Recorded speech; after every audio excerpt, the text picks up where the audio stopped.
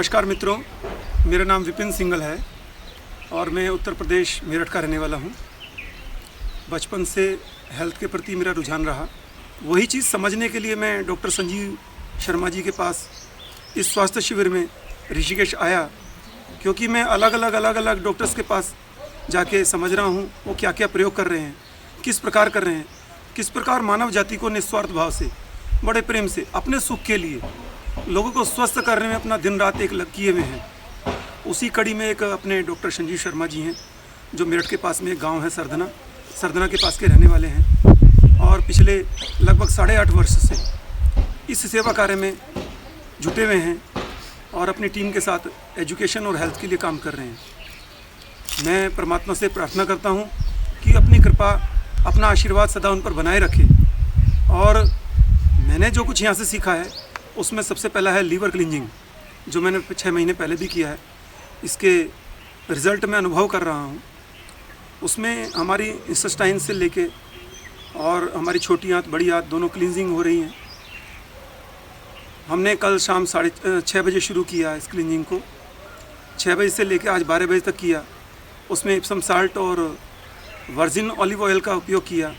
ये डॉक्टर पीयूष सक्सेना जी ने इस क्लींजिंग थेरेपी को भारत में इसका प्रचार प्रसार किया और डॉक्टर संजीव शर्मा उनके एक साथियों में से हैं जो इस क्लींजिंग थेरेपी को प्रचार प्रसार कर रहे हैं। केवल इस क्लींजिंग का नहीं, अपितु अनेकों डॉक्टरों का जिन्हों का उन्होंने अध्ययन किया, उनकी सबकी टेक्निक का हमें विस्तार से उन्होंने बताया और उसके द्वारा कैसे कैसे हम अलग विभिन्न तरीक़ों से हम स्वस्थ हो सकते हैं, वो सारी टेक्निक उन्होंने बताई, जो कि मानव जाति के लिए बहुत ही अच्छी हैं, बहुत ही सुंदर हैं और बिना औषधियों के मानव स्वस्थ रह सकता है। मेरी भगवान से प्रार्थना है और मैं कृतज्ञ हूँ डॉक्टर संजीव जी का कि उन्होंने अपना अमूल्य समय हम सब लोगों को दिया और हम सब लोग यहाँ पे इस क्लीनिंग को सीखकर अपने को ही नहीं, अपने परिवार को, समाज को और तन मन धन से इनके सहयोग, इनके इस मिशन में हम जुटेंगे और उसमें इनके मार्गदर्शन में काम करेंगे आगे।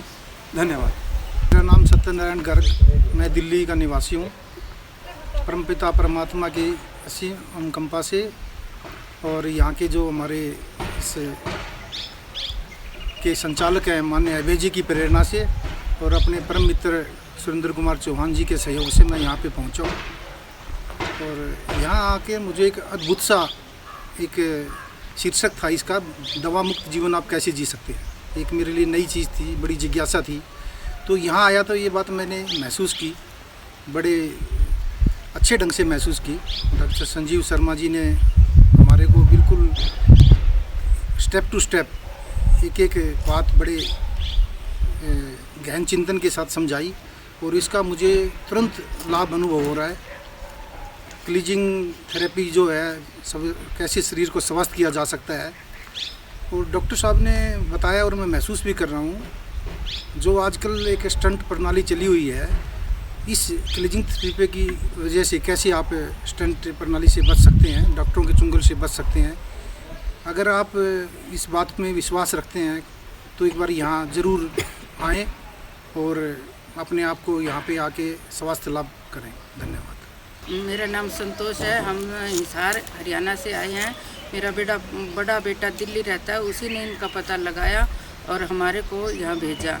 पहले दिन हम यहाँ आए तो हमें ऐसे लग रहा था कि पता नहीं कैसे होगा, क्या होगा, कुछ घबराहट सी थी। यहाँ आए, खाना पीना भी देखा तो बहुत ताज़ा, बहुत तेज़ मिर्च वगैरह थी, तो पता नहीं क्या होगा। लेकिन दूसरे ही दिन इन्होंने इतना अच्छा प्रोग्राम किया यहाँ पर, जैसा हमने चाहा वैसा खाना बना और जैसा हमने चाहा वैसा रहने की सुविधा हुई। डॉक्टर साहब का भी बहुत ही अच्छा वो रहा। पहले शुरू में हमारे कुछ समझ में नहीं आ रहा था, हमने बोला तो इन्होंने अच्छी तरह से, क्योंकि हम ज़्यादा पढ़े लिखे नहीं हैं, तो इन्होंने बहुत अच्छे से सरल हिसाब से समझाया और सारी बातें जीने का तरीका सिखाया।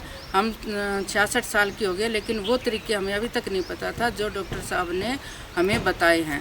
खाने पीने के, रहने सहने के, चलने फिरने के सब तरीके अच्छे से बताए। मैं डॉक्टर सुरेंद्र कुमार चौहान, भारतीय कृषि अनुसंधान परिषद से सेवानिवृत्त, प्रभु की भगवान श्री भोलेनाथ की वादियों में उत्तराखंड में मैं बैठा हूँ।